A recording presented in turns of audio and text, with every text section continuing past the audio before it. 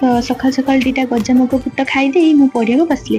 तो मु पढ़ुली मोर भाई जने फोन कले तो मोर ऑर्डर थिला आज तो से पार्सल आने जाइए नहीं आसिक खोलिक देखिए तो गोटे बही ऑर्डर करी से मोर प्रीवियस ईयर नीट एग्जाम जो सब क्वेश्चन था तो से बुकटा ऑर्डर करी बायोलॉजी रे देखिली बहीटा जानला मत बहुत खुशी लगुला।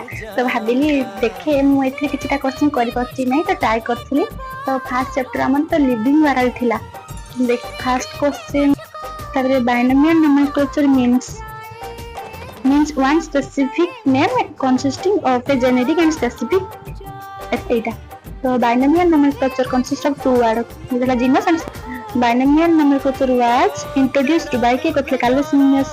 आयो सिस्टमैटिक माने कौन ना कि जीव जगत रे साइंटिफिक स्टडी करबा प्लस क्लासिफिकेशन करबा सेटा हला बायो सिस्टमैटिक। एमती किछटा मु करि पारथिली बस कोटे करि पार नथिली तो खुशी लागुथाय करि पाइली। तो मु भाबिली हो मु टे खाइ पी साले फोन करबी। तो ए वीडियोटी भल लागिले लाइक करियो रहउची। जय जगन्नाथ।